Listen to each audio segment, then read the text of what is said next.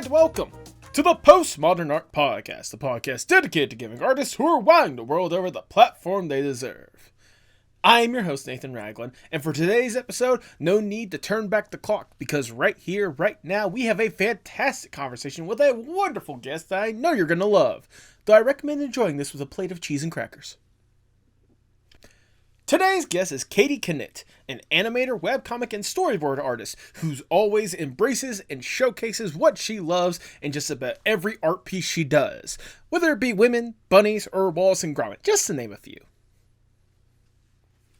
Kati is someone that I have admired for years, seeing the art that she's been able to put out there, whether it be personally or professionally, and I'm so glad that I finally got the opportunity to get her on the podcast, because this was an absolutely fun chat, and I know you guys are going to absolutely love it. If you enjoy our guest, please make sure you support her with the links down in the description below. Especially if you're looking for a fantastic animator or storyboard artist or something along the lines of that for your projects. Seriously, check out her work website. She is ready to go, like, for any project. Sincerely, because she's a talented, gifted artist. I'm not just saying that just because I got her on the podcast. Like, if you're looking for a fantastic animator, storyboard artist, something along that field, Kati is someone you really need to get in contact with ASAP. If you enjoy the podcast, make sure you like, share, subscribe, or follow whatever audio streaming platform you prefer. Leave 5 stars wherever you can. You know I see that stuff. You know it genuinely warms my heart. If you want to go a little further with that support, may I recommend you check out the merch shop at fourthwall.com. We have some amazing designs as done by some fantastic artists, such as the logo design as done by Roshan Galaxy, the special edition of it as done by Kati Knitt, or some of the original stuff is done by TipsyJHearts. All sorts of incredible designs that you would look fantastic in today. And look, if all you want is a nice, cool, casual place to where you can potentially meet some of the former guests of the podcast, or at least find an incredible community and grow with the art that you could be producing, as well as sharing some of your stuff or helping other people spread the word about their stuff, may I recommend you check out our Discord server, the Artist Sanctuary. We've already amassed an incredible group of artists, and seeing just what they've been able to share and the community we've been able to build is absolutely outstanding, and I think it would be a wonderful addition to that group today. But now, without further ado, please enjoy the Postmodern Art Podcast. Love your background. Oh, thank you. It's one of those this is years of people that I've loved and just art that I've loved and just put it on the background because it's aesthetically pleasing. Like, for example, like, these two are thumbnails from former guests of the podcast, art from someone else that's been on the podcast, bunch of art from guests and just people that I like, bunch of stickers that they've done, Farfetch, Alex Rashawn, his signature right there. So yeah, just a lot of people. Oh yeah. Yep. This is years of collecting and probably at least hundreds of dollars. Wow. I was gonna ask, can I swear on this, or oh no, should I try to? Absolutely, you are perfectly fine. There's no, Okay. you don't need to, you do not Wonderful. need to censor yourself. Because I know YouTube. Hello. I know the YouTube is notorious for like the swearing thing, but from what I can see, they only really emphasize on like the first minute or so. And I have like a pre-recorded Okay. intro that I do before the actual podcast starts. So. Okay. Yeah. Okay. Yes. What was I gonna say? Thank you sincerely for taking the time to do this, by the way. I've been noticing your stuff for years, and I've noticed you showing a little love and support for the podcast as well, and I really do appreciate it. And I guess I just need to get around to the point of just being like, hey, do you just want to get on the podcast? Oh, thank you. No, absolutely. Absolutely. Trust me, like, especially with some of the stuff that you have done in the past more than anything. It's like, obviously, like, the webcomic stuff is obviously really impressive. I think the time I started to really notice you is when you were really in your, like, Wallace and Gromit phase, like, at least really emphasizing it. And, like, like, trans Wallace or whatnot, like, or goth girl Wallace or whatnot. Oh, yeah. So, yeah. I think that's what many people still associate me with. I still get some people sometimes just sending me Wallace memes, and Really? that's great. Trust me, that's something that I'll definitely be bringing up whenever we actually get to like the real like bulk of the conversation or what. It's not gonna be the main thing, but it's gonna be something that I definitely wanted to bring up. Okay. All right, Katie. Before we really do get going with this conversation, I must ask the icebreaker question of the podcast, if I may. Let's say you get to go to a deserted island on your own accord. It is just you alone with your thoughts. You get to kick back, relax, breathe, to truly enjoy yourself for a little bit. With accommodation. I shouldn't say deserted, more like a personal paradise away from society just for a little bit. To help make sure you don't go further insane on this island, you could bring one piece of media or one piece of art with you to help with whatever kind of headspace you want on this island. If given this opportunity, what will that one piece be? Oh God. One piece of media. It can be anything, like a video game, a movie, comic. Anything that you consider media or art. So like you said, it could be a movie, it could be a full TV series, video game, music, whatever you consider in that realm. Okay. Logistically, that would be the only thing I would bring with me, right? So I would probably pick a show because that's probably the longest. If I pick a movie, I'm gonna watch that again and again. I'm just gonna turn insane because it's the same 90 minutes Valid. over and over again. So I don't know. What show would I pick? God. I'll also give this a little preface or whatnot. Like I said, you have all the amenities, so everything you could ever need to go with it. Plus, this is like your paradise, so you're on this island as long as you want. All right, so like, okay, yeah, like this is your choice to be here. You could either stay here for the rest of your life, or just like, or it's just like, hey, I'm gonna spend a few days or a few weeks or however long you want to be on this island. Okay, so I'm not stranded there and scared of going exactly insane. Like I said, like you have like a nice warm bed. You have all the food that you could eat. Like you are covered. All right. Okay, because then I would have picked like Barry. Well, I would have not picked Barry or Breaking Bad or Better Call Saul. Okay. Because like there's a lot of dark stuff in there. I don't know, but yeah. Okay, I can watch anything. Oh dear. Okay, let me think. Yeah. I would probably just bring Life is Strange again. Okay. I would probably just get obsessed with it some more. I mean, no, that's honestly extremely valid given some of the stuff we are going to be talking about later on in the conversation. But I just at least want to ask right off the bat, why is that the choice? Why would you go with Life is Strange?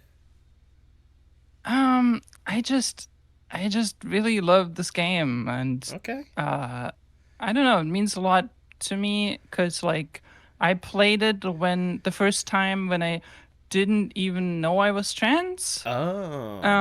So when I like questioned my gender and stuff, I like thought back to Life is Strange, and I thought, hey, I had some weird feelings about like relating so much to this female character, and I guess to being a sapphic woman too, specifically. But yeah, like. Yeah, I don't know. It means a lot to me. Sorry. No. That's honestly no. That's a really good answer more than anything else. Like I figured it was something that was very significant to you, given how much you have devoted to it, like outside of just the game itself. But like I didn't realize that like that was more or less like one of the major pieces to being who you are today. So that I can see why that you have a lot of sentimental value with that more than anything else. Yeah, it definitely had an impact. Yep. Yeah. But regardless, Life is Strange. I assume you're just bringing the first game, not the full like series of games or whatnot. Oh yeah, only the first game. I mean, the second game is good too, and the mini game they made for the second game. I don't. Did they make anything after Life is Strange 2? I didn't. I feel like I feel like they've made like. I feel like they've made something. Like I know the studio has definitely made something, but I don't know if they've made something specifically Life is Strange. So. Oh, the studio made a bunch of stuff, yeah. Yeah. I'm glad they stopped after Life is Strange 2. I'm glad that's where it stopped. Yep, there you go. Oh yeah, what I didn't mention. I don't know, the game's just, I don't know, I really like it. No, that's fair. That's fair. But regardless, Life is Strange. That is your answer. You're locking that in. Yeah. Then, if that's the case, I cannot think of a better way to start the Postmodern Art Podcast. Welcome, everyone. I am your host, Nathan Ragland. Feel free to like, share, subscribe, or follow whatever audio streaming platform you prefer. You look fantastic in the merch we have at the merch shop, fourthwall.com. Link to that is in the description below. And follow us on Blue Sky, Instagram, TikTok, and most social media platforms at Postmod Art Pod for future updates and guest announcements, including today's guest. She is an animator, webcomic, and storyboard artist who always embraces and showcases what she loves in just about every art piece that she does, whether it's women, bunnies, or Wallace and Gromit. Welcome to the podcast, Kati Knitt! That's a great summary, thank you. Honestly, this is probably one of the ones that I struggled a little bit more with, of like trying to how can I perfectly encapsulate this incredible artist? And then I thought, you know what, I see, obviously, especially with the webcomic and the stuff we're going to be talking about, there's a lot of stuff that you love that you don't just keep it to yourself as a comfort thing. You unleash that stuff into the world, no matter how weird or how niche that love is. So I figured that was a proper way to introduce you more than anything else. Yeah, women, bunnies, and Wallace and Gromit. That's perfect. There you go. How you doing today, Kati? I'm doing fine. Yeah, I never know how to answer that question. No, honestly, that's extremely valid. I mean, even just the baseline level of fine or whatnot, I completely understand. I mean, regardless, I've said it before and I'll say it again. Thank you so much for taking the time to do this. You are someone that I have been seeing on the internet for years now, and someone that thank you as well for giving some love and support back to the podcast, even if it's as simple as liking a couple posts and reposting and all stuff like that. It genuinely does mean a lot for me in this podcast. So I was more than happy to give that love and support right back to you, and then some, with some of the incredible stuff that you've either made for yourself or had a hand in. But before we talk about the stuff you're doing nowadays, I want to go back just a little bit and learn more or less the origin story of Kati. What got you interested in art and animation and stuff in the first place? Oh dear. I think that must have been when I was 4 or 5 years old, maybe younger. I'm not sure. And I watched some German anime co-production. Okay. That was called Alfred Jodokus Quack. Interesting. I don't think I've ever heard of that, to be fair. It's about a duck going on a big adventure and stuff. Oh. Honestly, it's been a while. But I really love those designs, and something about animation back then just fascinated me on how they can tell these stories. And I remember just being fascinated.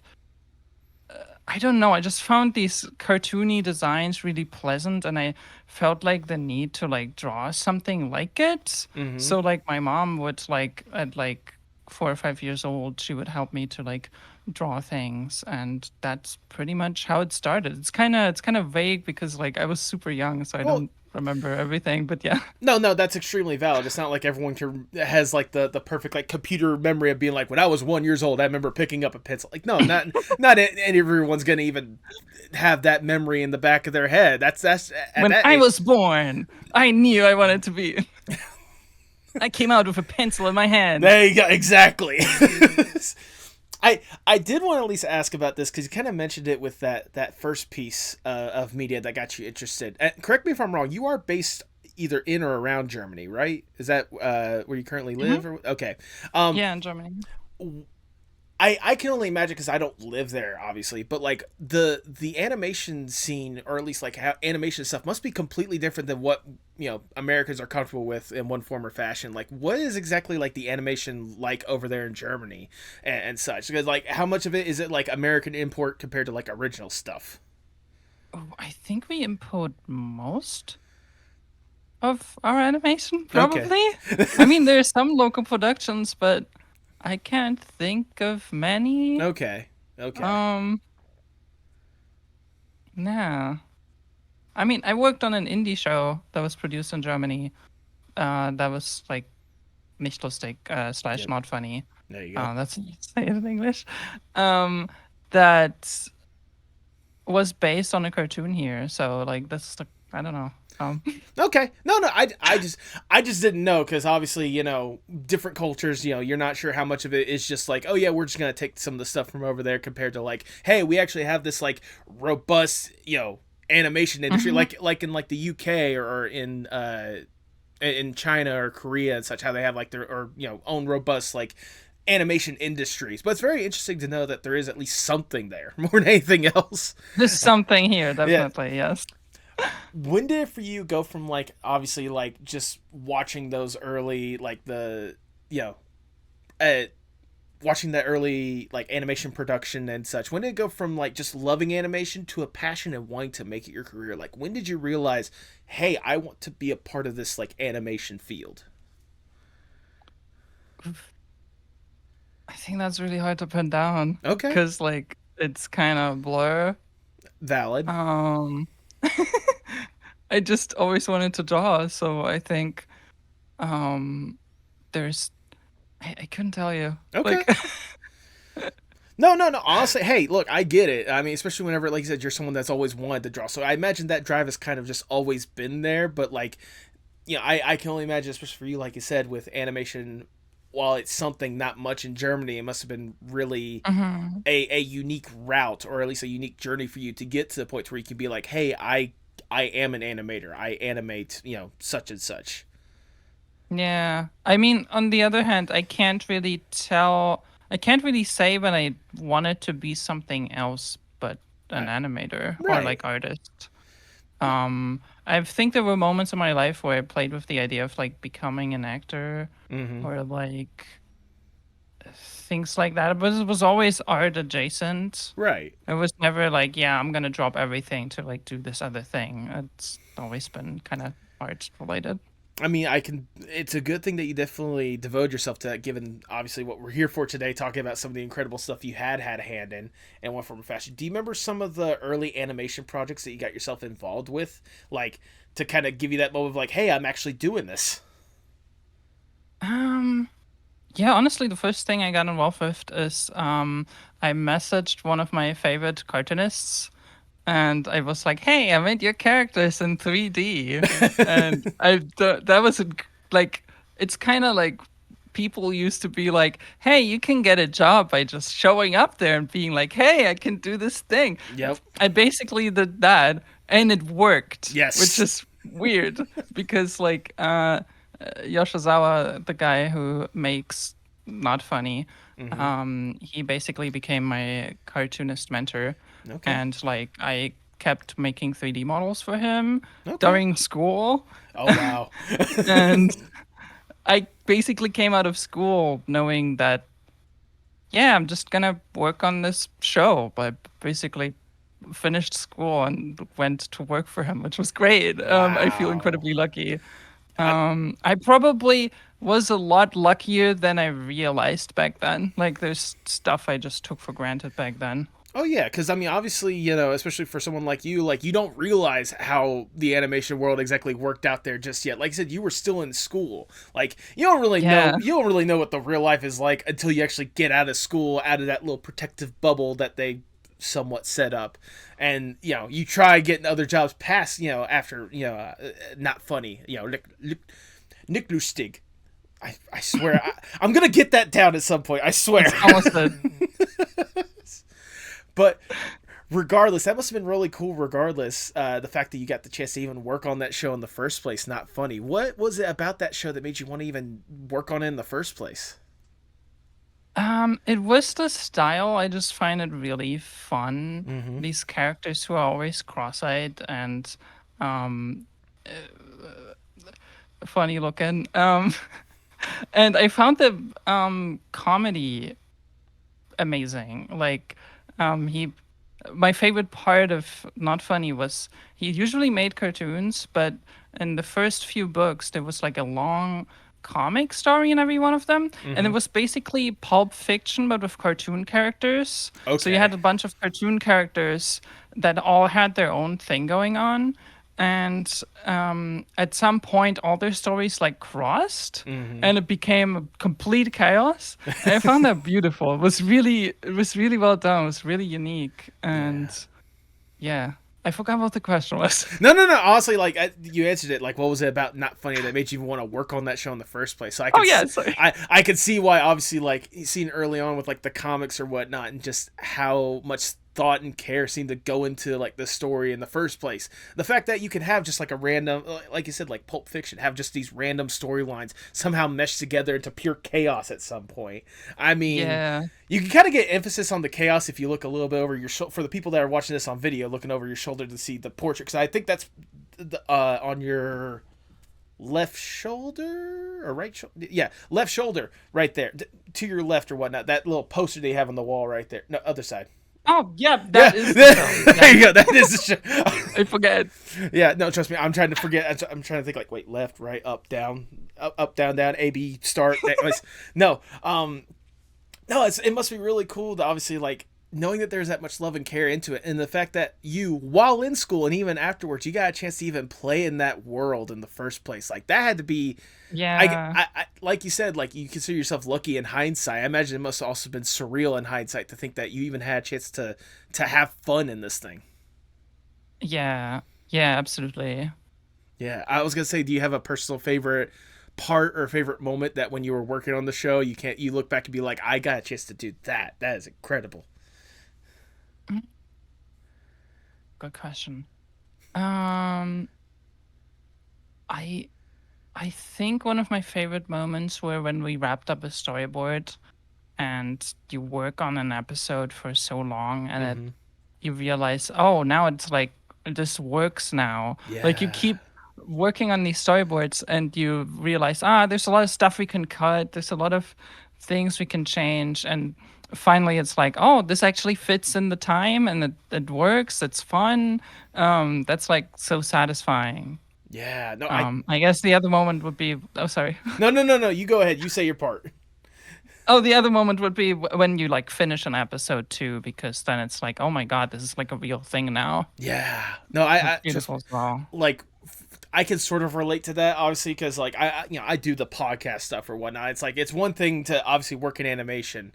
Trust me, I it's so much.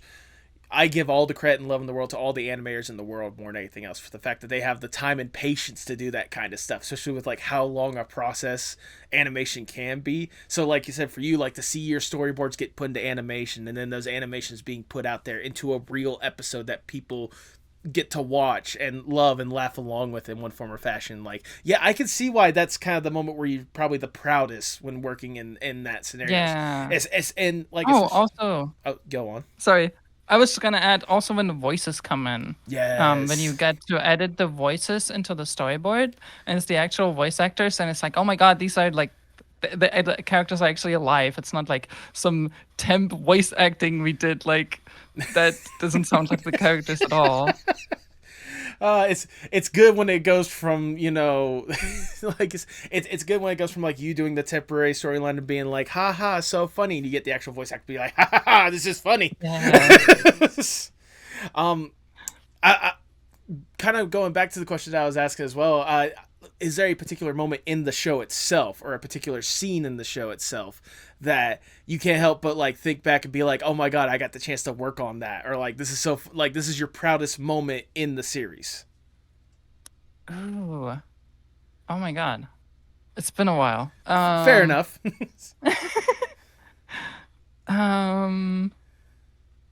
Proudest moment in the show. There were some shorts I really liked. We made some shorts as well. Okay. But there was one episode that like had a really big finale, and the chaos was really big. One of the characters, like, it was basically became a Godzilla thing. Oh wow. That was really fun. So I was happy with that and how that turned out. That given the setting and given the characters that like I kind of see in the background right there or whatnot, I'm wondering which one gets turned into a Godzilla, and that because that just sounds ridiculous on its own. It was a squid. Okay, that makes more sense. Yeah, it was a giant squid. That makes a little bit more sense, because in fact that like especially with like not funny, like the characters weren't just like all humans, as they can kind of see. It was like squids, ducks, yetis, all these different kind of creatures or whatnot. Yeah. which again can lead to some very interesting, funny chaos at the end of the day. Yeah, and they're almost archetypes because you got the scientists, you Right. got Yetis. Is that an archetype? uh, you got Death and Death. There you his go. poodle. He has a little pink poodle in that version, and it's yeah, that one's very fun. You got the lemmings, always want to kill themselves. Yeah. Um, it's a lemming family actually. Oh. Yeah. I is the joke that like they try, but for some reason like they accidentally like save each other. Or they just can't. They can't do it or Yeah, whatnot. it's basically the bit every time now. They're so incompetent that they can't kill themselves. Yeah, or something really unfortunate happens, like some other character comes in and it's like foiling their plans somehow. I getcha. Okay. Yeah. I really, if I could find a way to find that series, like I would love to find it and just watch it with subtitles. Obviously, I don't know enough German. I don't know any German to be blunt. I'm not sure. We might have an English dub. Oh, okay. They were working at it at some point. I don't know if it ever got finished. Well, I don't know. Well, But yeah. regardless, like it sounds like a fun experience at the end of the day, and like you said, I imagine, like you said, in hindsight, like you were really lucky to have that opportunity. Did it also lead you Yeah. to? Did it also lead you to be a little bit more confident when it comes to doing animation in general, and led you to doing kind of your own stuff? Definitely, probably too confident because I think it went a little bit to my head. Because remember, I went out of school, and the first thing is I work on something like this, and I actually got to the point where it was kind of a, I don't know how to describe it, like lead animator maybe, where I was like actually looking over like what other animators would draw, and I would correct things, and I think that completely inflated my ego in unhealthy proportions. That was yeah. Well. I was sorry.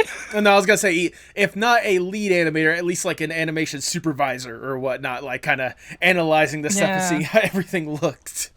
Something like that. Yeah, I don't know what to call it at this point. It was very it was very not it was very indie where we Yeah. did like a lot of things. Like we had a writer who also did storyboards at some Oh point wow. and other things, and like yeah, it becomes a little bit wishy-washy. I don't I mean, either way, regardless, that sounds like just an insane experience. Like I said, like while you were in school, even right after school or whatnot, to get that yeah. experience right off the bat, I can see why you're a little confident in yourself, like going through and be like, yeah, I got to work on this. I did this like Oh, successfully. I hopefully am not anymore. That was too much. I mean, to be fair, Like I was thinking I can do anything, and I like basically became a freelance artist there, okay. and yeah, sorry. No, you're perfect. I was gonna say, like, I can at least see a little bit of that confidence when it came to stuff that you worked on afterwards, especially some of your own stuff, which I was surprised to see that you even had your own like animation YouTube channel called, correct me if I'm wrong, Chocolate Pudding Party. Yeah, I don't know about that name anymore. People told me very early on that this is not the good name, and I just was like, no, it's great. It's a great name, and I don't know. It's certainly one that pops in your head, like it's one that never leaves your mind, at least in my opinion, because I don't think I'm ever gonna forget the name Chocolate Pudding Party, because it's just It's good. It is the most. How should I word this? It somehow makes sense, but makes no sense whatsoever. Like yeah, chocolate pudding party. What in the world is a chocolate pudding party? Because there are so many different ways that could be interpreted. Thank God. But I will say, like, what was it about? Like, there was one. Words come back to me. I had it and then I lost it. I told you we're awkward together. We got this. We can do this. We could do this. No, it's one of those, like, it was really unique to see some of the early animations that you did for yourself as, Chocolate Pudding Party. I was going to say the one that I noticed that I couldn't help but just laugh at was Ghost Party. Like, watching that film and having the, like, blend of, like, the 2D animation with, like, live action or whatnot. I thought that was a really, like, fun thing that you did. Oh, thank you. That was so fun to do. I wanted to do more of those. It was so much work to set up. We like, and we I would say I like underestimated how much work it really is. I Right. had a friend help me with the shoot. And usually I just sit at my desk and I draw. And Mm-hmm. I was like, yeah, I can definitely film a whole live action thing. It's just a short, it's fine. It's just a few scenes. We can do that. Um, I had a friend who like was a little bit more into like camera filming stuff. Okay. Um, and he showed up to the set and he was like, "That's all the people here? You don't have more of a crew?" And he was basically like, "Oh wow, we're fucked. Like, how are Ah, we gonna do yes. this?" And we kind of crunched through the night and made it work somehow. But Yeah. oh dear, it's like held together by duct tape. Look, as someone that went to college for filmmaking in particular, like I can understand why your friend may have been like, "Oh God, we're fucked," but also that kind of, but also that mentality of like, "All right, we may be fucked, but we can still do this. Like, we just have to do that." Like, I have been on so many like college like film projects or whatnot that were held together by duct tape essentially, like with just Yeah, how crazy it was. Trust me, I even had some of my own stuff that was just held together by duct tape. All right. Stuff that I led because it's like, okay, we only have this yeah. resource, that resource this time, let's just rush through this. We got this, let's go. um Yeah, time was a big thing. yeah. And that was a big thing, especially since like we probably would have been faster if we had more people, but we didn't. Yeah. Oops. But regardless, like it turned out really funny more than anything. 'Cause I love the fact that it's like it's basically like an exorcism or like a ghost hunting gone wrong, essentially at the end of the day. Ah, That was pretty fun to make. it was. Plus, the thing that like confused me is like I'm watching, I'm like, oh, is this fun? Wait, Tom's got in this thing? What? Oh Huh? yeah, yeah. I probably could have advertised it more. And the funny thing is, like, I got Tomska to do a voice, and he's like, in one scene, he's like Yeah. voicing one line. I didn't get him to do more. Okay. Like regardless, like to say that you had Tomska in that thing is a thing on its own. Yeah. Trust me, I've been trying to get Tomska on this podcast for years. So to say you got Tomska on something is saying something. Oh yeah. But it's really cool. Like I imagine, you can correct me if I'm wrong, but I imagine early on, like, well, I don't even need to imagine. I was asked this like this: what was the process like, at least early on, when it came to like have an idea for an animation, let's get it out there? Like, what was the process for you of like going from concept of like, for example, Ghost Party to actual Mm. reality of like, hey, this is the finished thing out there for the world? Um, I'm not sure. Some ideas I probably storyboarded right away, which Mm-hmm. I don't really do anymore. Like I do a lot of writing Okay. these days. Like I used to just draw things right away, but I really started to like the different stages Mm-hmm. basically. Where it's like I just focus on what happens and what the characters do and say, and then the next one is okay, I just focus on the staging and the acting Right. and all that. So you don't have to do everything at once, Right. which is really freeing. Yeah, no.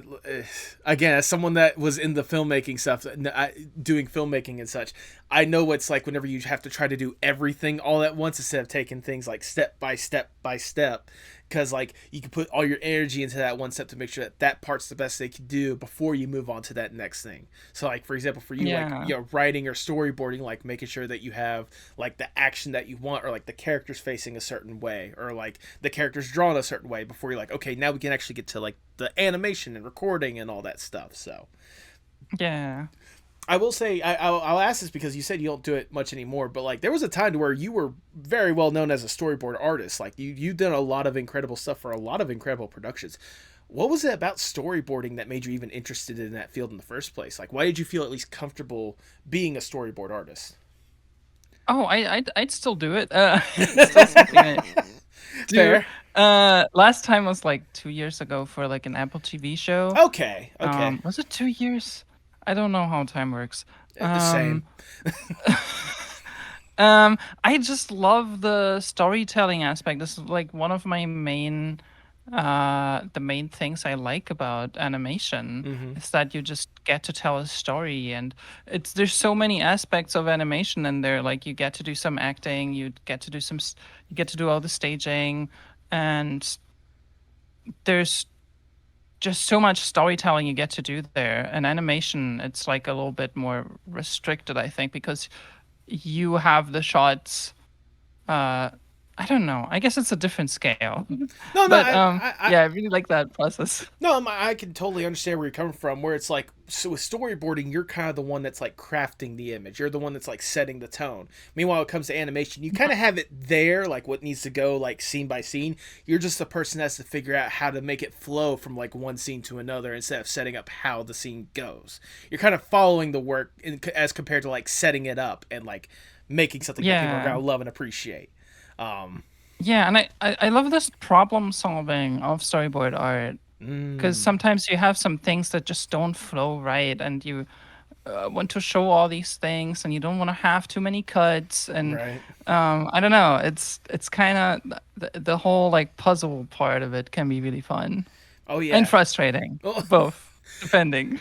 I mean, especially in an entertainment field, I think anything that's fun is also very frustrating if you let it get to you. That's just guaranteed, no matter what. True. Um, but especially for like what you're trying to do with storyboarding, like I could see like, especially when it comes to like uh, like like you had mentioned, like setting it up or like figuring out like putting those puzzle pieces together, trying to figure out how it's going to flow without looking too janky or without cutting too many times and giving people whiplash or whatnot. Um, Yeah. and I mean the fact that you've done really well with it to the point to where you've gotten the chance to work on some incredible projects. Like you mentioned that you got to work on the Apple TV show. You've also got a chance to work with Nickelodeon on the likes of SpongeBob and It's Pony, which is very impressive at the end of the day. How did those opportunities even come to you to get to work on such incredible projects like that? It's Pony. I was recommended by another artist, Okay. and I was really happy about that. I absolutely love that show. Yes. I wish we got more seasons. Yes, you and me I both. don't get it. I I don't get it. I don't get today's modern animation sphere when it comes to at least the big names or whatnot. Like, there's so many incredible shows, but yet not enough love by the executives. Like, it's Yeah, money for you guys. What's wrong with you? yeah. You gotta. Every big IP. I forgot who said this recently. Every big IP is once was like an original, and I think Yes. you have to bet on new things sometimes, especially if they're doing well. Yeah. And I Like think Pony was doing very well, it was. like at least ratings wise. I was gonna say, like, for example, everyone's going crazy for the new original idea of the K-pop Demon Hunters. Like, everyone's going crazy for Yeah, that. And where are the executives learning at Netflix learning from that? We need to make more K-pop Demon Hunters. We need to make an entire like 5 films, 20 seasons of a TV show. Give me at least 20 different live action adaptations. Like, no, they're not learning. Let's bet on more original stuff, which is so weird. yeah, yeah.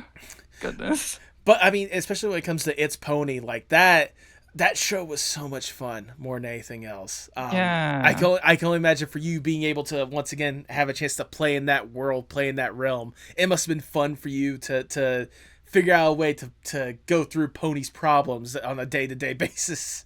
yeah. That job was so much fun. It was a lot of visual comedy and Right. um, yeah. Words.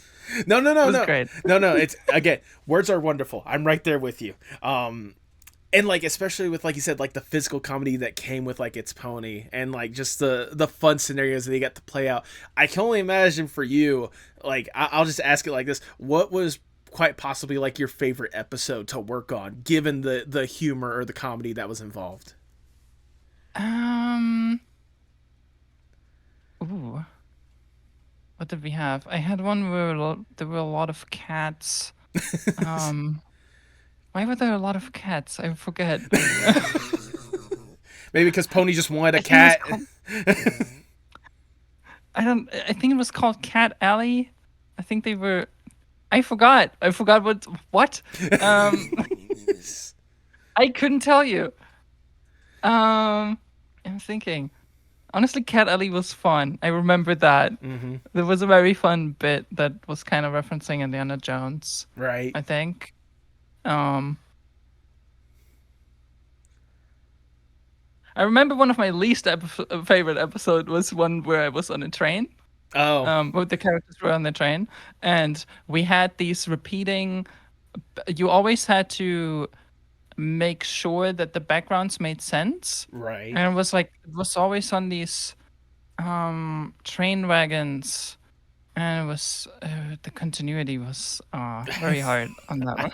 Yeah, But you can't necessarily pull like a Flintstones and have the same background repeating over and over again. You had to have some sort of yeah. continuity with it. Um, We had eventually we had to like block out scenes by like drawing wagons of the train, oh and from the wow. top we had the characters as points, and we had to when there was a change with anything, there was always the possibility of, oh, but now that doesn't make any more sense. Like we have, it's it was something. Wow. That, especially for an episode like that, especially when continuity is a thing. Yeah, I can see why that's probably one of the most it's got to be so much fun to work on that and try to figure out and plan things out so intricately and so tediously more than anything else. That's the optimistic way to phrase it. Yeah. We have fun here on this podcast. No, It was great when it was done. oh, of And course. it actually worked. Yeah. Again, like going back to what you had said, I imagine for you it was kind of like when you were working on Not Funny, but in a different way. Because like with Not Funny, it's like, yeah, we finally got through with this. With that episode of It's Funny, it's like, oh, we're finally done with this. Thank God.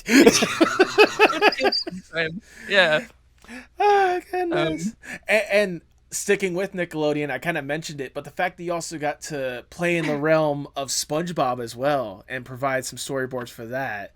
That had to be Yeah. I didn't actually storyboard on that. I cleaned up storyboards for that. Oh, I mean, regardless, still, it had Yeah. to be fun to like play in that world, even just for a little bit. Yeah, it was great. Yeah, what was that? I mean, what was that experience like? It was surreal because I grew up with the show Right. and getting to work on 2 episodes, and I think it was 1 minute each.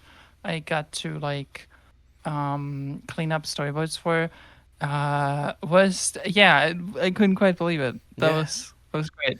No, that's incredible to hear. Trust me, if I even had just a second in that world of SpongeBob to play around with it, I would, I could die happy. But I'm also not an animator as well, so that I would be very confused. Like, you really want me to work on this? Are you sure you got the right person? There's several other Nathan Raglands out there in the world. I think you got the wrong one. No. I mean, like the fact that you got to work on such big stuff like that. You've also had a chance to work on like other big projects. I know for one that you've been consistently working on here and there and such is you've had a chance to also work on Hell of a Boss as well and play around in that realm. How did that opportunity come to you, and what has it been like to even toy around in the chaotic hellscape that is Hell of a Boss? Oh, I think they just posted a job offering and I applied and I Yeah, got the job. hell yeah. That, no, honestly, valid, Um, valid. Like you said, you're a freelance worker. That's what you hope for. yeah. I do like the animation on that show a lot. Yeah. Um, yeah. And yeah. I think my favorite character to work with is darn it. I have a little bit of a blackout. No, Um, you're good. um I think it was like one of the shorts I got to work on when Blitz had a disguise on, and I don't know. When character designs were a little bit simpler, that was great. Honestly, yeah, no, that's extremely valid. Because I mean, especially like as you can correct me if I'm wrong, but I imagine as much as you love those character designs, some of those character designs are something else when trying to like make it flow perfectly, like with some of the designs that they have on Yeah, there. got a lot of bits on them. Yep. Yeah, like for example, I know one of the characters you've had a chance to toy with was Mammon, and by God, the way that how elaborate he could be with some of his stuff, that must be fun to put it optimistically. Mm-hmm. Just that says a million words. You don't have to elaborate anymore. But I also understand, like you said, like with Blitz. I'm assuming, you can correct me if I'm wrong. The short where he's got disguised, is that the one where he's disguised as like the goat or whatnot, or am I thinking of a different episode or a different short? I'm not sure if that one's out yet. No, the one where it's like I'm not sure. the one where he says at one point, "I'm the fucking chupa. Oh, I mean, maybe. Okay, yeah, I guess it applies to more than one short. Oh, okay. I guess that's the thing. Okay, yeah. Regardless, like I can imagine, especially in that world, in that realm, like it's I can see why it's both a lot of fun, but also a fun challenge at the end of the day to work on animation in in that stuff. Yeah. I'll also ask this as well. Is there a particular? I know you had one of your favorite designs. I assume that like design or whatnot, or was that more or less like one of your favorite scenes or like one of your favorite moments in that show that you got a chance to work on, like just even toy around with? I'm trying to think. Um, I did like that a whole. Wait, no, that's not true. My favorite character to draw is definitely wait, what was it? Stolas? That was his name? Yeah. Yes, Stolas. Yeah, that's my favorite character to draw. But I don't know. I did like that scene that's on my newest demo reel where Blitz like sits down Okay. and Yeah, honestly, he's like, wow, people just hate me for shitty reasons. I don't know. I like when I like there's a lot of scenes there where you have a little bit of like challenging animation where like a character walks in space and does all those things, and sometimes I sit there, oh god, how do I do this? And then it's very great when you like actually finish the animation. It works fine. yeah, no, absolutely, and especially with that scene that you're talking about more than anything else, like the way that he like sits down, you gave him like major like fuckboy energy, and I appreciate that. That's probably a lot of the storyboard there, I have to say, but yeah. Regardless, the way that you made that flow to where it still illustrated that fuckboy energy. There you go.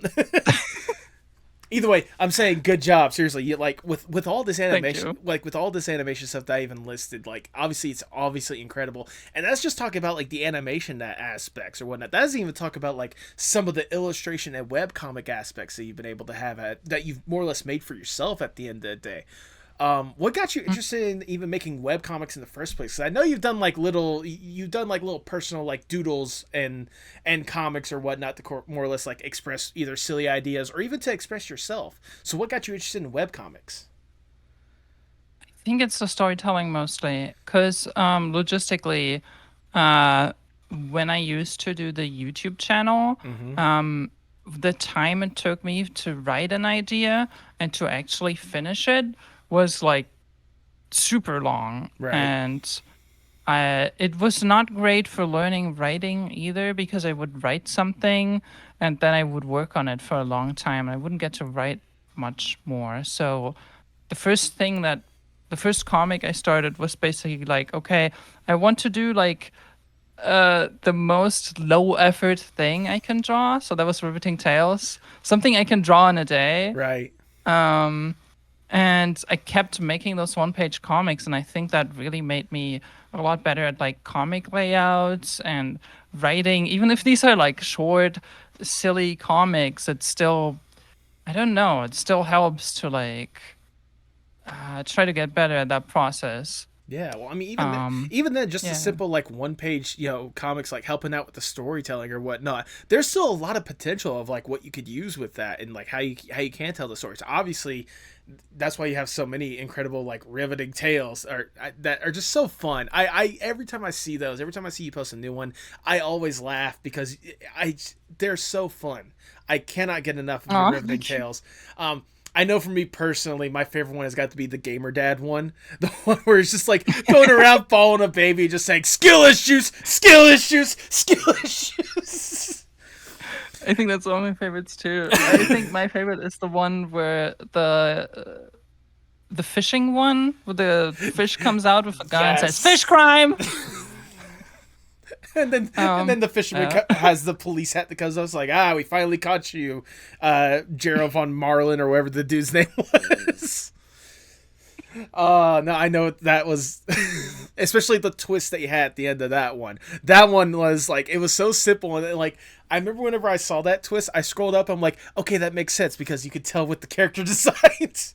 No, like it's really it's so fun. I can only imagine like how your mind kind of formulates a fun tale like that more than anything else. Like, what is the process like for you to come up with a riveting tale? Is it just one of those like you have a silly thought that comes to your head and you're like, okay, I can make that? Yeah, I think it comes up a lot in conversations these days. So I just joke around with friends, and sometimes I have an idea, and I'm like, wait, I have to write that down. That could be a comic. Write that down. Write that down. That's most of the ideas for the latest ones. But some earlier ones, I think the very first Riveting Tales, didn't have a script. Okay. I just made it was incredibly stupid because I just basically drew the first panel and I was like, well, where can we go from here? Okay. And I drew the second panel. I didn't know what the end of the comic was going to be. It was wild that those even were anything. I think that was like, yeah, I don't do them like that anymore. No. Because I realized, oh wait, no, I actually have to write these. Otherwise I'll just sometimes have a comic that looks okay, but then nothing makes sense. Like, I don't know where to go with this. Like, believe it or not, the thing that you used to help you out was talking about storytelling needs a little planning of telling that story, not just randomly, all right, here's an image. Where do we go from here? Where do we go from here? Anything could happen. Anything could happen. I mean, regardless, the fact that you're able to make something coherent, let alone funny with some of those first comics is saying something more than anything else. Yeah, oh my god. And especially with just like some of the more like ridiculous scenarios. Like, I know you're talking about the most recent one. I couldn't help but laugh with the AI Christmas idea, which I thought was it was so simple but so perfect, especially with how AI is such a thing these days. Like, goodness. Yeah. Oh my god. Yeah. Yep. Ah. But that's why we here as humans are talking about human art and doing cool, incredible human stuff. And speaking of humans and speaking of riveting tales, one of the more interesting riveting tales that is not a riveting tale, but rather just a fun story that you're telling in the first place, is this newest webcomic that you've been investing so much time in more than anything else. And that is Partners in Time Crime. Now, for those who have no idea what in the world I'm even talking about in the first place, how would you describe Partners in Time Crime? How would I describe it? I mean, first of all, it's just an epilogue to the first Life is Strange because this might get into spoilers, but one of the endings of Life is Strange has a way shorter cinematic and leaves the characters off on a lot of like a question mark. And you have these two sapphic women who are in a relationship, most likely, almost definitely. And you don't know how their life's gonna be. And they thankfully never made a sequel where they were like, oh yeah, they broke up and live separate ways now, because that would be an awful idea. Yeah, horrible. Who would even think about that? I mean, come on. I'm glad they didn't do that. But yeah, I wanted to answer that question mark a bit as like a fan thing. I know it's not canon. To me, it's kind of, I think if you work on something like this, you got to believe in it enough that you think, okay, this is my canon though. Yeah. If I would continue their story, this is how I would do it. It's not how like the authors would do it, probably, almost definitely. But yeah, I kind of want to make it myself in a way where it's like, hey, can queer women like have a lot of baggage and still be happy? Oh, and yeah. how would that happen? Well, Yeah. I mean, especially with the story of Life is Strange in the first place, and just how chaotic and mind warping it can even be in the first place. Like, I'm Yeah. curious, like, what was it about? I know we kind of teased that a little bit with like the icebreaker question, but what was it about Life is Strange that really drew you to that game in that, in the first place? Like, what was it about that game that made you love it so much that you wanted to make your own like headcanon epilogue? Um, I mean, yeah, I mean it's a story about queer women, so that already if you have queer women in fiction, that already makes it like 10 times more likely they'll check your project There you out. go. I don't know, it's just I'm a simple woman. It's like it's very easy for me to connect with those characters. Um what was I gonna say? Oh yeah, and like the way they do time travel is really cool. The way they transform Max from this character who doesn't like make a lot of decisions and like is scared of everything. It's like very passive, always behind her camera, and they take her and change her into this woman who like twists time itself and makes all these decisions and then owns them. Mm-hmm. And yeah, honestly, the way they work with all these time uh with all these timelines as well, it gets really complicated, and I love it. It's really well done. Absolutely. Plus, like you kind of mentioned beforehand or whatnot, that story itself had a very strong mark on you. It really hits you to the point where, like, I am, to put it bluntly, I am talking to a trans woman right now. Like, well, what was it about that game that made you more or less like have that I guess mental awakening or that realization of like, oh, this is who I am. I don't think it was the catalyst for that, but it was like when I did question my gender, it was something I looked back on, Okay. if that makes sense. Where it was like, oh yeah, wait, when I played that, I felt very strongly about Max, and I kind of felt like I uh really could connect with her like I didn't with a lot of characters. And what was the question? No, no, no. I think you more or less because I was asking like, what was it about that game that kind of more or less helped you with like your transition, Oh, more or less. yeah. Um, Yeah.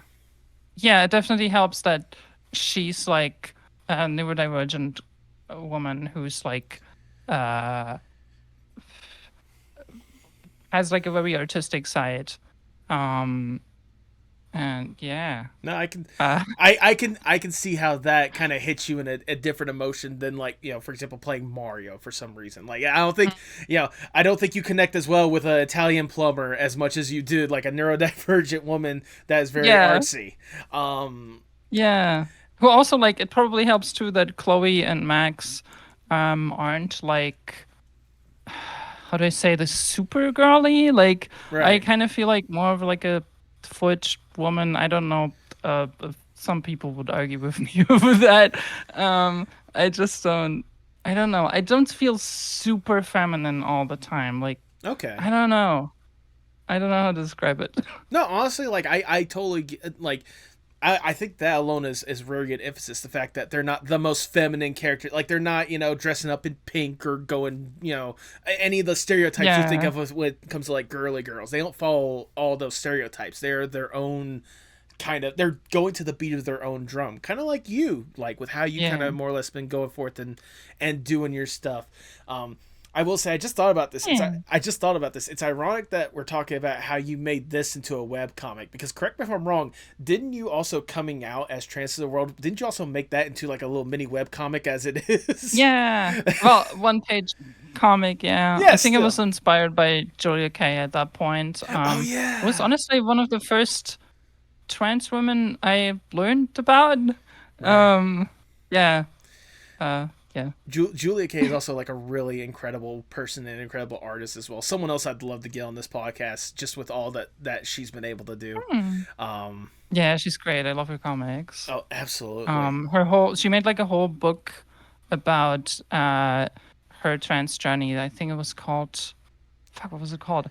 Um, Wasn't it like late bloomer or something along the lines of that? yes, Super Late Bloomer. Super late Thank you. bloomer. There you go. I was gonna say yeah, because I remember seeing because I know she did that, and I think she also recently released another book. I don't remember what that one's called, but I remember one of them was called Super Late Bloomer. So I'm glad I remembered that. Yeah. No, but like it's really good to see that like you had that own personal connection like with the character. Going back to Life is Strange, that you had such a personal connection that you can't help but just like see their canon, see what they say is like the canon way, and be like, that's nice, but we can do better. And so you gone for it and just made your own web comic. Like, I mean, I kind of try to. I mean, it doesn't really necessarily conflict with what the original creators made. right. Because like the studio that made Life is Strange 1 and 2, the people who created that game are very different people from the studio that makes the like new Life is Strange games Right. that don't exist. Right. What new Life is Strange games? I thought there was only like maybe two. I don't right? know what you're talking about. Yeah. I'm so mean. I'm sorry. Look, we're all having fun here. It's perfectly fine. But like aside from what I was trying to get more or less is like, yeah, you see how the studio's kind of more or less running things, and you're just like, this is fine, but we can do better, more or less. Like, Yeah. like that. The fact that you took such a very good dynamic that is very, again, close and personal to you and decided to have your own tale on it and wanted to talk about it, like, it must be a fun challenge for you to be able to tell this story, more or less. Yeah. I think it was like I just got incredibly frustrated over that whole thing. And I think I felt like the need to like I had my imagination. I had what I imagined their story would be like, and I felt like I just need something on paper Right. to like go against the new thing that we had now. I don't know. Yeah. I mean, regardless, the fact that you kind of more or less took matters into your own hand and made, again, such a really, like, interesting dynamic story than what probably some people probably would have imagined or what. Like, you're obviously still in the process of making this webcomic, but honestly, what you've made so far, like, I've loved just about every single moment, kind of the intricacies, Thank you. the thoughts about the nightmares. My favorite moment, I'm going to say right now, is just the therapy session or whatnot, especially, like, the direct aftermath, because, like, the therapy session is, like, you can tell they want to tell the truth, but they can't tell the truth, and even then, what's being said, it gets to the point to where I don't think I've ever heard a therapist bluntly ask, are you fucking joking with me? Are you fucking with me? Are you fucking with me? And the fact that that's not a one-off thing. The fact that there's the bingo board or whatever. Like, damn, I was just one away. Like, Yeah. Oh, that was inspired. I don't know if I ever said this before. Oh. But that's inspired by a Twitch streamer called Therapy Gecko. Yes. He takes answers, and one time there was a guy who just had such a weird story, and he was just basically like, "Are you fucking with me?" And he was like, "No, it's real." And he like hung up. And he was like, that was made up. That guy was not that was not real. Like, I love Therapy Gecko. I'll tell you right now, like, obviously my favorite moment is the one about the dude who tried to, like, take benefits fraud from his company by marrying his best friend who is a guy or whatnot. Like, I don't know if you've seen that clip or not. oh, Yeah. Oh, okay. that if you've not seen, Wasn't it? if you have not seen that clip, like, the guy is like calling in to get Therapy Gecko, and the Gecko's like, so what do you mean by you're taking advantage of the company that you're working for? Apparently the company that the guy works for gives higher bonuses to people who are married. So he decided in order to take advantage of those bonuses, he was going to marry his best friend, who is a guy. Like you do. Yeah, exactly, like you do. And the Gecko's like, well, that's not fraud more than anything else. You're just married. Like, there's no, like, fraud here. You guys are just married. And the dude's like, I love my husband, by the way. Like, I spoil him. Okay. And it's like there's this pause where he's like, "Yeah, I'm just doing it for the taxes," and I love him. Yeah, I love him. By the way, I love him. By the way, I spoil him with gifts sometimes. But the fact that I hope they're doing good. I hope they're doing well as well. I sincerely hope that wasn't like the one dude that Therapy Gecko hang up on. I hope that was like a legit story. No, that was someone else. But like the one that you're talking about, it's so funny that inspired, again, like this. Like I said, that's my personal favorite scene that you've been able to tell so far. And then the fact that like the elements from that, like talking about, like, for example, how the therapist problem, the trolley problem, the fact that you were able to go on later on and illustrate that problem as well is like it's simple, but it's very well done. Like Yeah. I can only imagine like Thank how you. I can only imagine how long you've been planning this kind of stuff and what you hope to continue to tell with this story. Sorry, what? I was gonna say, I can only imagine like how much more, like, what do you have planned when it comes to this story, Partners in Time Crime, and like, Oh, yeah, yeah. I don't even know at this point, oh, how much of the story I've already done, because it could be like that the next part, like the I thought for a long time that I got it like half done, the comic, mm-hmm, but it could be a third. Like I feel like it's oh, getting longer. I'm still writing the script. It's well, I had a script from the start, but I'm like rewriting it a bit, where I'm right, like adding some beats and I'm changing some dialogue and stuff. And I would really wanted to concentrate on that, because if I just do that while still putting out updates, I think I'm just gonna not do a good job. And I don't know. I want to no, concentrate on this and get it right, and then no, I would hopefully end the hiatus yeah. anytime soon. I mean, it's valid at the end of the day. I mean, with wanting to make sure that you tell the story right, because I can only imagine so far, like with what you have been able to tell, like it looks like you're having a lot of fun with this and like really being able to tell this story more than anything. I mean, you can correct me if I'm wrong, Yeah, but like this, I imagine this is such a fun little mini passion project for you. it definitely is. Yeah. I don't know. I can, like I said, I can really relate to Max and Chloe anyway, but in this story too, it feels like a little bit of therapy for me as well. I don't know. I definitely feel like someone who needs therapy. And Are you fucking with like, me? No, I'm joking. yeah. um, there's like, I don't know. Sometimes it's like, I do get those questions sometimes where like I can relate to the question. It's like, can you actually be happy with all that baggage you have? Right. And I kind of want to believe that you can. And yeah, I wish I was personally a little bit more on that journey. Like, I feel like if I was like a little bit more through that like journey of like working on your trauma and stuff, Right. I might have a different perspective on this. So sometimes I feel like a little bit like, okay, is this going well? Because like I have to research things about trauma Right. and all that, and sometimes I feel a little bit disconnected, and I don't know. No, I mean that it's, I can understand why there's that little bit of, I guess, like a barrier or like an obstacle when it comes to wanting to tell this story, because Yeah, obviously everyone deals with trauma a little differently. Everyone struggles with that in one form or fashion. But I mean, even then, I feel like, the people that ask the question, can you still live a good life with all this baggage or whatnot, or can you still live your life with all this baggage? I think it's possible. mm, I'm sure there are people out there yeah, that have dealt with that trauma, if not even worse, and have still gone on to live as good of a life as they can while still having to carry this stuff. I mean, I can't speak. yeah, I can't speak for everyone because I haven't experienced that kind of trauma. But I imagine there's testaments and there's stories out there of people that have gone through this horrible stuff and have dealt with that kind of trauma, but still have gone on to at least enjoy their life as much as they can.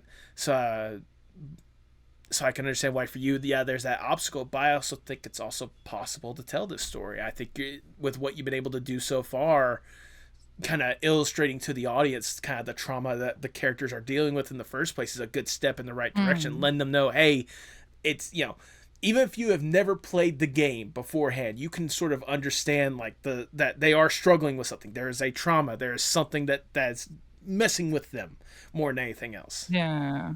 I think it's very important to me that they do have that. I feel like it's very easy to go like, ah, no, actually they're fine and they're just doing their thing, and it's like, no, those things affect you, and I think that's very Yeah. important in stories when you have when you feel deal with like dark topics. And wow, this is getting really dark, but I if you have like I mean, to be fair, this is part of the source material. Like, it's not like Life is Strange is just this happy-go-lucky game where you just go through and everything's all fine. No, like they also they also have to deal with that trauma. They also gotta deal with all sorts of different struggles past. Ooh, funny time loop. Let's do that. Like, no, it's not just that's not what the game's all about. So like having to tackle that subject, especially in a comic like this or whatnot, like that's just par for the course. That's more or less what you kind of signed up for. I mean,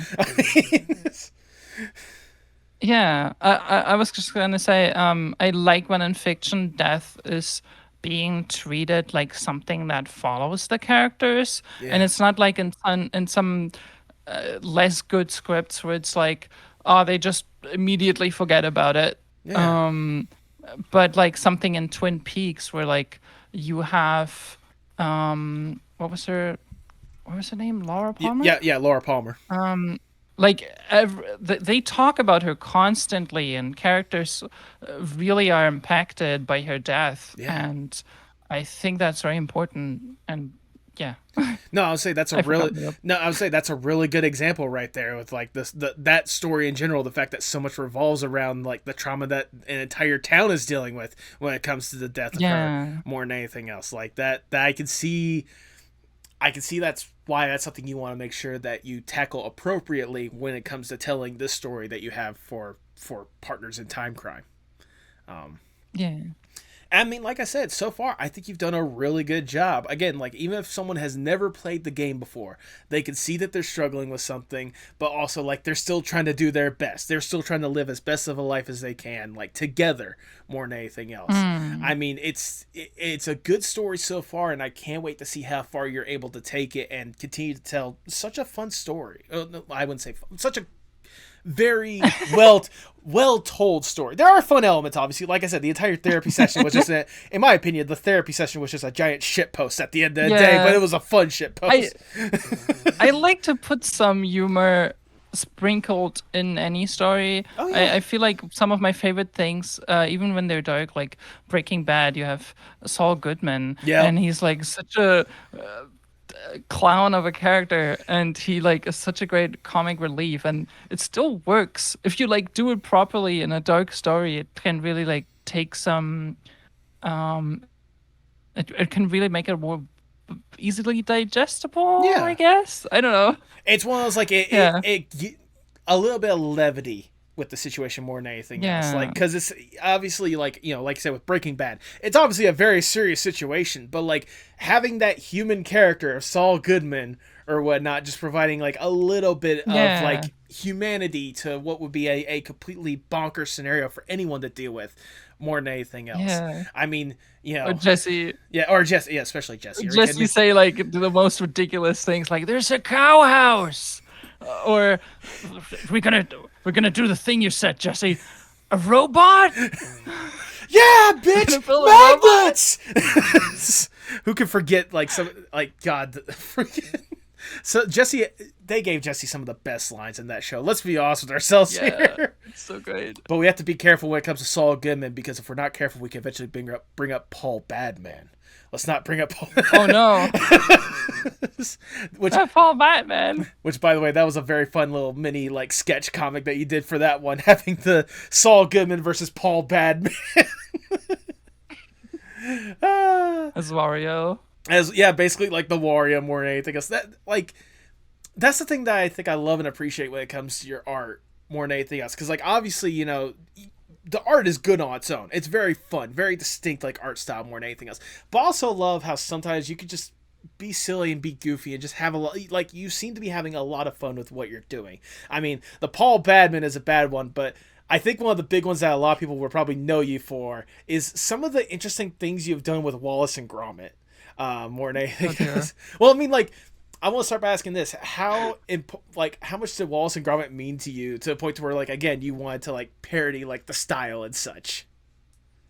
Honestly, this loop is great back into how I like things that can be fun and serious at the same time. It sounds ridiculous, but I think for kids media, Wallace and Gromit gets really dark. They Yeah. almost fall into a meat grinder in one of the shorts. Yeah. The first shorts, they almost get trapped on the moon. Like I don't, I know it's cartoony, but still, for kids media, it's pretty dark sometimes. Well, I mean, like the freaking the big movie, The Curse of the Were Rabbit or whatnot. Like the whole entire like situation of like, is Gromit gonna lose like his best friend forever or whatnot because he's this like were rabbit or whatnot? Like that's not something like it's silly because it's a were rabbit or whatnot, but also like, hey, this is like his best. This is like the person he's closest to or whatnot.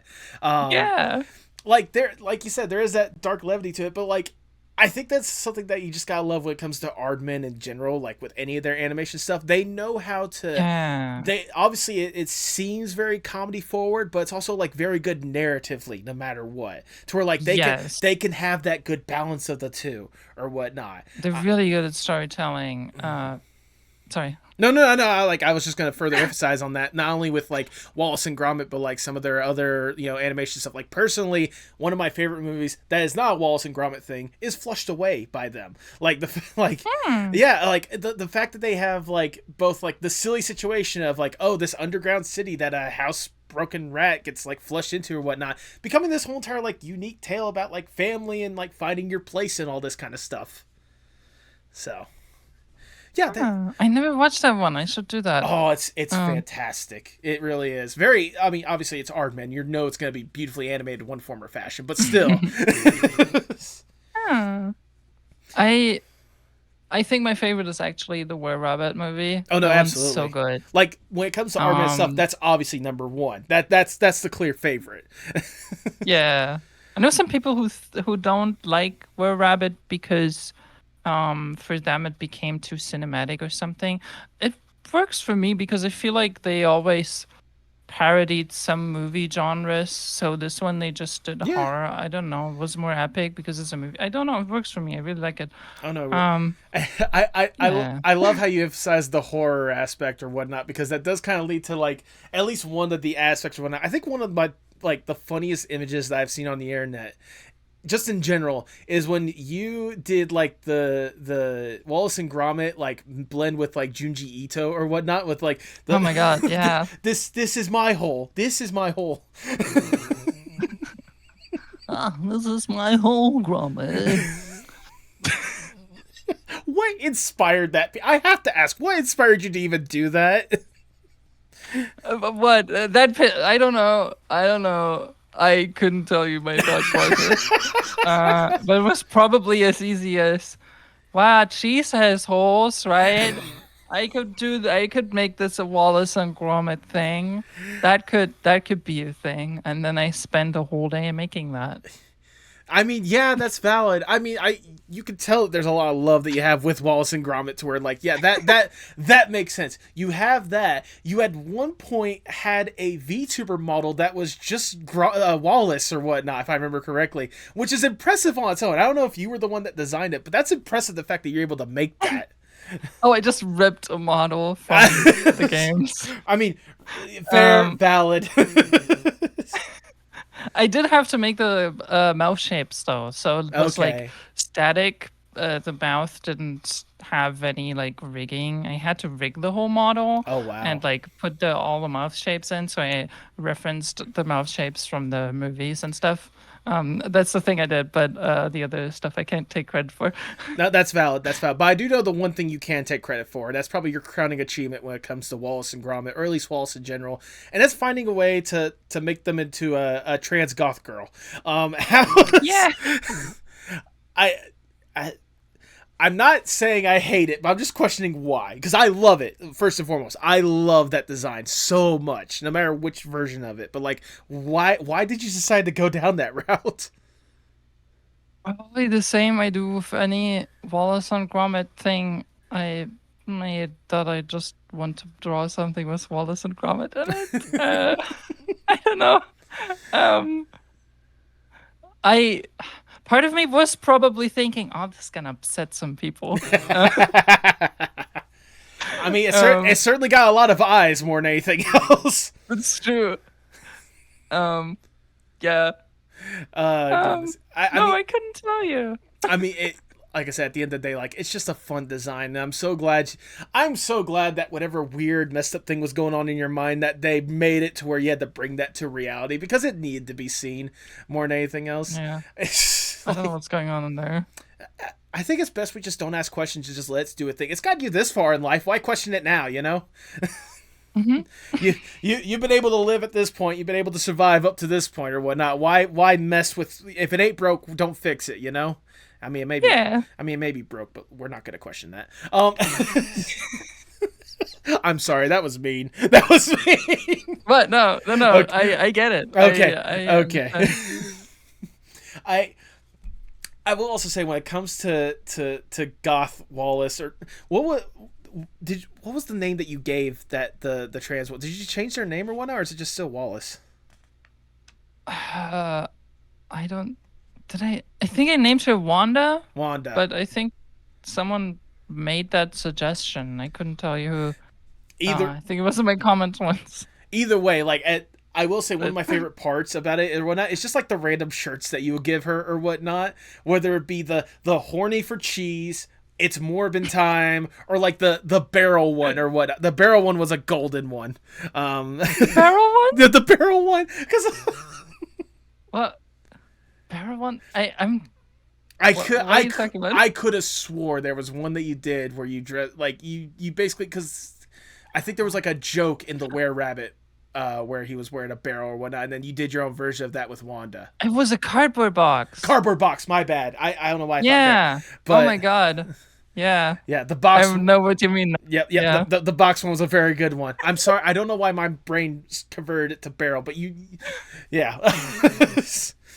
Regardless, it's that and all the stuff that you've been able to do or whatnot. Like, I can't help but, like, again, like I emphasized before, like, love and appreciate how you kind of put those things that you love and just put it out there, whether it be, again, something silly as like Wallace and Gromit and, you know, wearing boxes or whatnot, to like the more serious stuff like we talked about with the Partners in Time crime or whatnot. Like, even taking a further step back and thinking to your art journey as a whole, the fact that, again, you started off just, you know, loving this animation and just wanting to draw, to here you are right now being all in on it in one form or fashion. Does it surprise you more or less how far you've been able to develop as an artist and, quite frankly, as a person?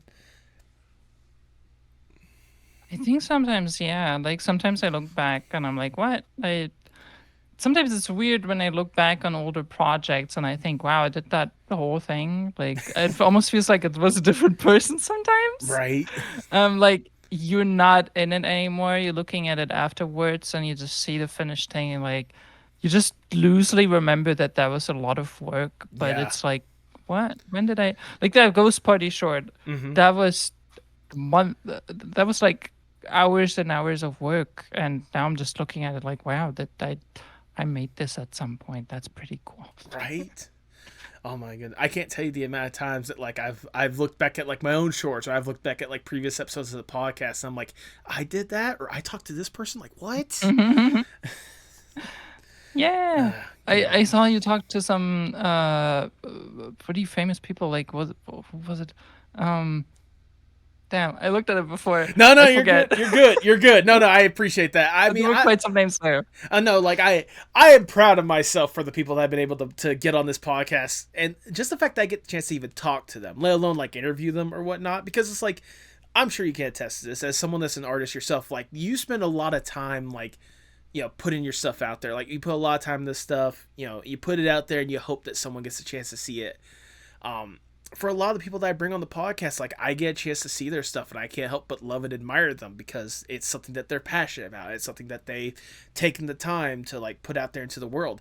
And so the fact that I get to talk to these people and, like, have a fun conversation, get to see a little bit into their world for, you know, an hour, 2 hours or so, it always blows my mind at the end of the day. So, yeah. Yeah.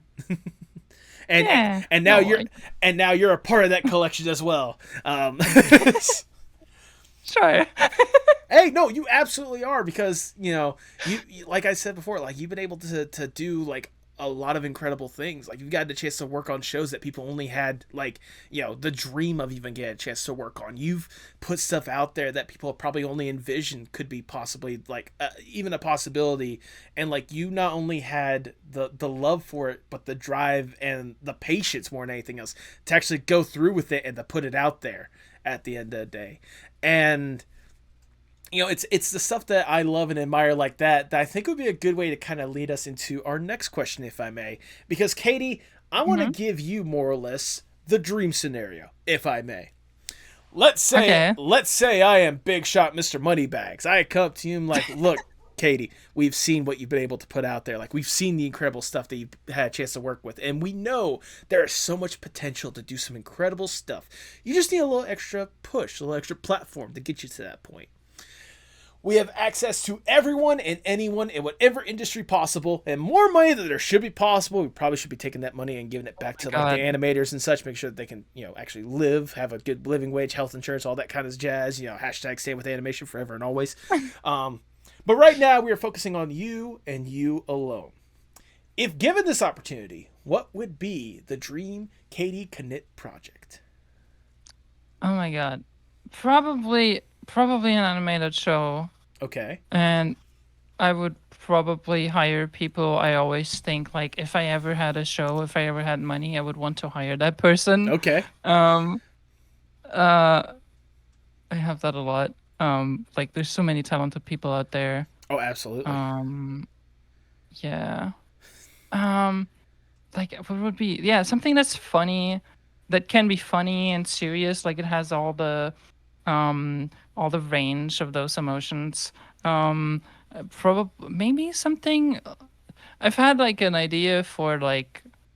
I don't know how specific I should answer this. Okay, well, I was gonna say, like, if there is a particular idea, I'm curious now. Like, is there something you've been toying with, one to kind of bring to reality for a while now? One idea I've had was more that might be one of my next comics. That's like Fargo in space, like the Fargo series. I don't know if you. No, I know I know the Fargo series very fondly, or what? Fargo in space? Yeah, I don't know how good of an idea that is, but I just really like Fargo. I think, honestly, with like the group of characters you can get in Fargo and having them in some weird like space like atmosphere in one form or fashion, like. That sounds so ridiculous, it works. Like, I want to see that now. I like the idea of people in space talking with a Minnesotan accent. Oh, yeah, absolutely. Oh, I go off to Fargo, don't you know?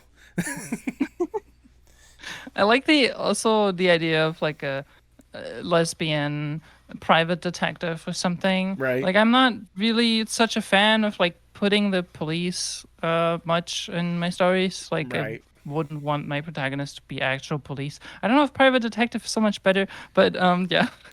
I mean, obviously with like private detective, they have their own morals that they can live on or whatnot compared to what the police are doing. So I mean, I could see why people can make that stretch. I think that okay. I think it's, again, you can make it your own thing and kind of stretch your own little bit of reality or whatnot when it comes to that kind of stuff. Because I mean, private detective, technically, their rule, they have their, like I said, they have their own rules, they have their own morals or whatnot that they can go by. So yeah. But is there anything else? Sorry. No. Like, if there's any more ideas, please lay it out, because you've already got me into. I'm still thinking about the Fargo in space more than anything else. That's probably it, honestly. Okay. Yeah. Okay. That's what I would do. No, that's extremely valid, and honestly, like, I would love that. Like I said, I've said it before, I'll say it again. I want to see Fargo in space now. Like, I don't know what you would call it. Like, maybe call it like the USS Fargo instead or whatnot, or like Space Force Fargo or something, like the ship itself. I don't even know if I would put Fargo in the title, because I would want it to be like a spiritual thing and not like a straight rip-off. Well, I mean, rip-off. The only reason why I would call it that is like have the spaceship itself be called like the Fargo or whatnot, so that people have that, like, it's not actually Fargo, but in a way it is Fargo, you know. But sadly, we do gotta get down from the dream scenario. We have to get back to reality, and I'll ask the ever so generic question. Where do you hope to see yourself in, say, 5 to 10 years from now? Oh dear. Yep. No, trust me, I Honestly, have the same thought myself. if I'm thinking realistic, like, I don't know. I used to think I want to have my own studio, I want to have my own show or whatnot, and I feel like I got a little bit more realistic with that. I feel like, honestly, right now my dream is to just make my own comics. If I Okay. could do that, even if it's on the side, like if it was my main job, that would be perfect. Right. But even if it was on the side and I had enough time to like tell my own stories, that's amazing. Yeah. That's all I do. Hey, you know what? That's the perfect thing to aspire Yeah. for, especially with what you've been able to do with webcomics up to this point. Like, why? If you could have a chance to make that everything you could focus in on and the thing that you could love to do every single day or whatnot, why not go for it if you can? Um, Yeah. yeah. I love comics. Oh, Sorry. absolutely. No, no, trust me, I'm right there with you. I mean, for God's sakes, I can't tell you like the amount of comic and webcomic artists that I have brought on this podcast, and like even the fact that I got some of their works like over here to the side. I got one just in time for Halloween coming up or whatnot. I got the John Carpenter's Night Tales, Blood of the Taken, as done by my good friend Sean Mandrake or whatnot. Fantastic book, very beautifully illustrated more than anything else. So, but yeah, I'm right there with you. I love comics as well.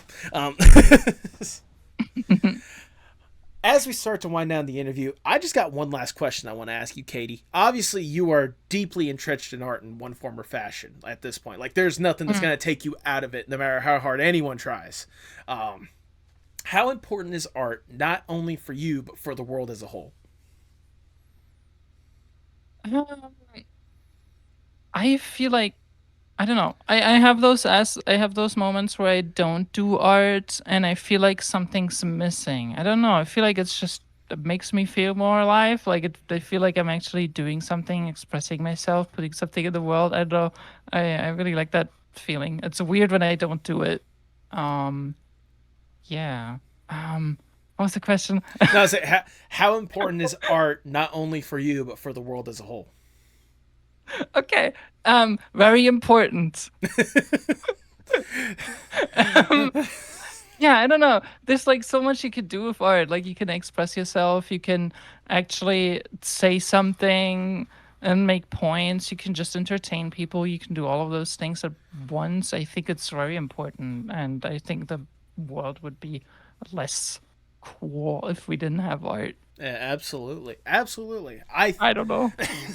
I think that is wonderfully worded. Genuinely, like I think it Thank you. is wonderfully worded. If I do say so myself, Katie, like I said, wow. I'm gonna start that over again. Katie, that's all the questions I have for you. I've already showered you with Lord knows how much praise at this point, but I'm gonna shower you with a little bit more because it's my podcast. I do what the fuck I want. No, like I said, like when we were getting this thing set up or whatnot, Katie, you are someone that I have been admiring your art for years at this point. Like I've really loved and admired like the fact that you've been putting out such incredible stuff, whether it be again something as silly and ridiculous as like the Wallace and Gromit or like the riveting tales or whatnot, to something serious like some serious animation that you've had a hand in, or the partners in time crime. I have been really invested in what you've been able to do and how you go forth and just kind of be unapologetically you at the end of the day with this kind of stuff. Because I could tell that, like, especially with what we were talking about, especially with today's conversation and whatnot, I could tell that all the stuff that you've been able to have a hand in, like, you have a lot of love and passion for it. Whether it be just the basic element of the fact that you love animation to the really niche things, again, like Life is Strange. The fact that you've gone full force with this kind of stuff and really embraced it and showcased it more than anything else is something that I can't help but admire, because not everyone can go forth and do that. Not everyone has the confidence or whatever they need to feel comfortable enough to be able to put themselves out there like that. But the fact that you do that just about every single time you post something, I can't help but love and appreciate it. And it keeps me coming back for more and wanting to see whatever you're going to be doing next, because I know that I'm going to love it and I'm going to share it if I can more than anything else. I was thinking about, I don't know why I didn't bring this up sooner or whatnot, but like the recent little mini comic that you did of of Zubul and Gangle, or like I know it's a very particular spicier piece, more or less at the end of the day. But even then, there was still like there was at least one server that had an NSFW area that I know I posted that in, because I'm like, even if you like. Because everyone in there is a bunch of Digital Circus fans or whatnot. I love that show. Oh my god, it's one of my favorite things right now. It's like my latest hyper focus. I keep thinking, oh my god, I just want to binge all these episodes again. There's a reason why I got Alex Rashawn's signature right here, because I met him at MomoCon and then got a chance to bring him on the podcast later on, which was a wild dream come true more than anything else. But again, back to what I was originally saying, the fact that you can unapologetically just kind of put yourself out there and just have fun at the end of the day. That's why I'm always going to have your back no matter what you're going to be doing, because I could tell that whatever you're going to be posting, whatever hyperfixation it is, I'm going to absolutely enjoy it and do whatever I can to show that love and support back to you. So thank you for what you do. Please keep up the incredible work and just keep being yourself, because you deserve it. You're cool. I love it. No. Thank you so much. You're so sweet. Hey, I'm just being honest. All right, I already got you on the podcast. Why would I lie to you at this point? Now, if people want to know why I have been gushing about you for the past hour or so that we've been recording or whatnot, go ahead and plug yourself for the people at home. Where can people find more about you and what you got going on? I'm Kati Knitt. That's Knitt on most social media, in one word. That's Kati also at the start. Yeah, I do comics. I don't know. I do comics. Yeah, you do comics. You do great comics. Oh my god, I'm bad with words sometimes. Homie, same. Even though I host a podcast, I am atrocious with words at times. All right. But with that being said, I'll be sure to have all the links in the description below so people can scroll down and they can see where they can find you and all the incredible stuff you got going on. I'll tell you what, I'm trying to think what would be a good first one to put in there. I'll probably just put your Blue Sky there first, because that's a good fun one for people to get going to. Or if there's a web comic or web page, Tapas or wherever it is where you can find the web comic, one of those would be the first link in there. Okay. Do you have any? There you go. Do you have any final words before we sign off? Watch The Amazing Digital Circus. There you go. The Gooseworks, please make Gangle Zubul canon. I'm pretty sure it's basically canon at this point. Did you see how close they were that last episode? There's no way they're not canon. There's no way. There's no way. For God's sakes. I mean, the fact that those two were basically like this the entire time. Plus, okay, I've seen so many animation memes about this or whatnot, but the instant that Zubul asked for Kane for the ability to have sex, Gango was like, yeah. Oh. I think that's that's too much of a weird coincidence. Exactly. Why? The bunny, Jax brings up we're finally talking about this. That means they haven't talked about this for a long time. Why is she talking about? Why are they talking about it now? What happened? Exactly. Oh my goodness. Yeah, what did you call their canon name or whatnot? Abstragedy or something like that? Yeah, I don't know why it's called that. Is it because Zubul is abstract shapes? Yeah, exactly. Zubul's abstract shapes and okay. And then obviously Gangle with the two masks either being comedy or tragedy when it comes to the yeah. Okay. So it's not because they think they're gonna abstract. That's cool. No. Okay. No. It's based on, again, the fact that Zubul is just this weird collection of shapes as a toy or whatnot. Okay. Yeah. See, now it makes more sense. Now you're a little bit more on board with the name. I learned something today. I mean, to be fair, it's better having that than say Gooble as the name or whatnot, because that just sounds, silly. Yeah. Or Zangle. I think That's what their kid is called. That's what their kid is called. I think I saw a comic where their kid is Clippy from Microsoft. I don't know.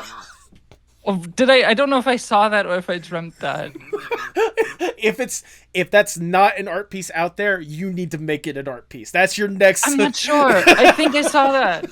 I think I Well, think I was at some point almost sitting down and was like, I gotta draw that. But then I was like, wait, didn't I just see that online? Did I just not see that someone else draw that? well, I'll tell you Shit. what. I'll tell you what. If it is actually out there, I will put it right here in the episode, right here towards the tail end of it, right here. So Put it in the comments, please, if Yeah, you know yeah. the Clippy Gangle Zooble comic. Yep, If you've yep. seen it. Yeah, absolutely. Because if not, I know Katie's next webcomic. I can tell you that right now. With that, all I have to say is for the people at home, if you can, please pay your artists. Yeah. Tell me what's wrong, tell me it's parts in motion. Sing me a song, tell me your eyes can all open. Show me it all, pick me up in the car you drove when you used to call. Show me it all.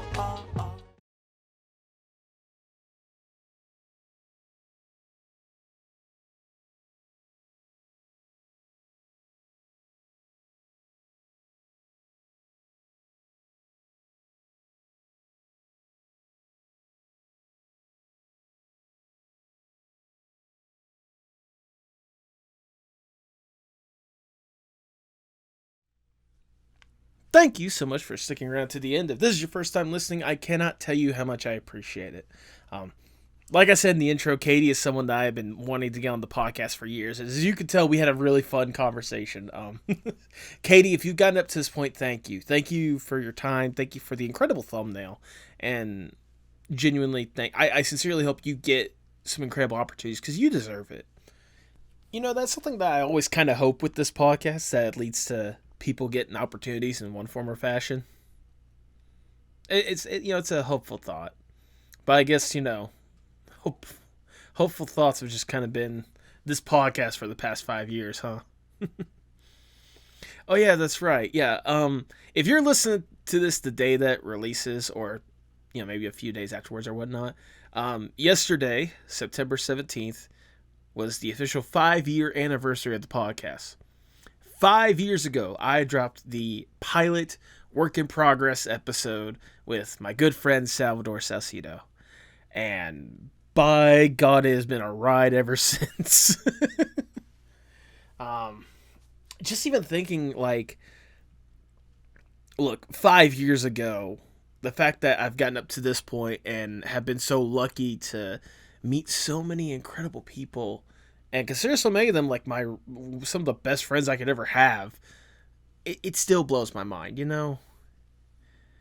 Like, I don't take this thing for granted, but sometimes I have to stand back and be like, wow, how did I even get here? I mean, I always ask guests on this podcast, where do you hope to see yourself in 5 to 10 years? And honestly, seeing where I was 5 years ago compared to where I am now, things have changed so much. For better or for worse, but they have changed so much. Like I said, I've got the chance to get out there in the world and actually hang around and consider some of the people that I brought on this podcast some of my best friends. I've gotten the opportunity to meet so many people that have inspired me in one form or fashion. I've been able to amass an incredible group of people, such as yourselves, that understands what I'm trying to do with this podcast and really help support it, help it grow, get the name out there, get more people interested in helping to support these people. And the fact that, this time right now, 5 years later, we've averaged, I think if I did the numbers right, we've gotten at least 500 new subscribers every single year. We've got videos that range from a couple tens to 100 or so to several tens of thousands. I've been able to make so many connections and reach an audience that, again, even when I started this little engine that could 5 years ago, I could only dream of reaching.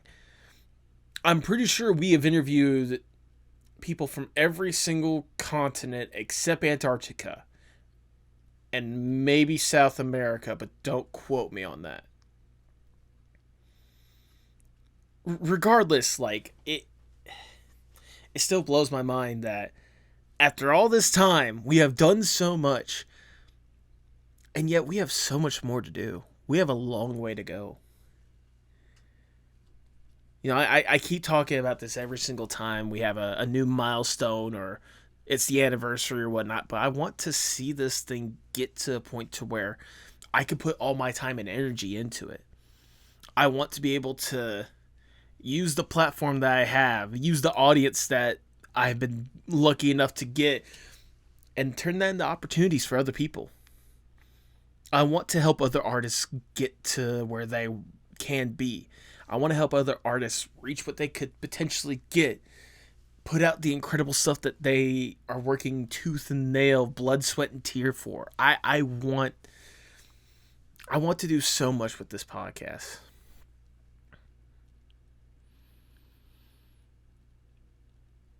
I don't know. Maybe it's just hopeful thinking. Maybe it's, you know, maybe it's having a hope and a prayer, but for God's sakes, if it's gotten me to this point, why stop now, you know?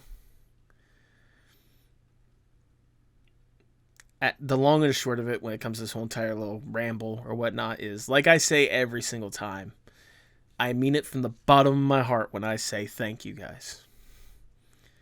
Thank you to all the incredible guests for these past 5 years that have given me a little bit of their time, maybe a little bit of their art, and giving me a genuine connection, even if it's, you know, only for an hour or two, or whether it's a lifetime. Thank you to all my friends, including the dogs that you're hearing barking in the background right now. No. Thank you to all the friends that I have made, whether it started off as, again, an hour or two long conversation, or whether I've gotten the chance to know you because of some of the incredible people that I've gotten the chance to meet. I could spend another hour just listing everyone that has helped me out up to this point, but I think at this point you know who you are. Considering the fact that I still connect with you as much as I can. I still chat with you as much as I can, and I truly do love and appreciate and cherish the friendship I've been able to make these past 5 years. I want to thank my family. Both blood and, again, the friends that I've been able to make that I cannot imagine being without. Your constant love and support throughout this entire thing, and always letting me know that what I'm doing is worth something, means the world to me. And I'm glad that you see maybe not the same amount of value, but you see how much I love what I do. And I hope that with every new episode, with every new guest, with every new opportunity, you guys get the chance to see that love. And hopefully I can reciprocate that love both to the guests and to the audience, and to whatever projects I hopefully have a hand in the future. Like I said, I want to do more. But for now, I'm just taking it day by day, week by week. Getting whatever opportunity I can and just enjoying the ride. And no matter how many conversations I have on this podcast, I'm never going to take any of it for granted. Thank you for 5 years. Here's the 5, 10, 20, 50, Lord knows however many more. Because I don't want to stop. Even with the fucking hell of financial issues that I've been dealing with because of loans and credit card debt and all sorts of bullshit. I don't want to stop this. I have so much love for these artists. I have so much love for these conversations. And I have so much love for this community. I want to be able to give that back as much as I can and then some.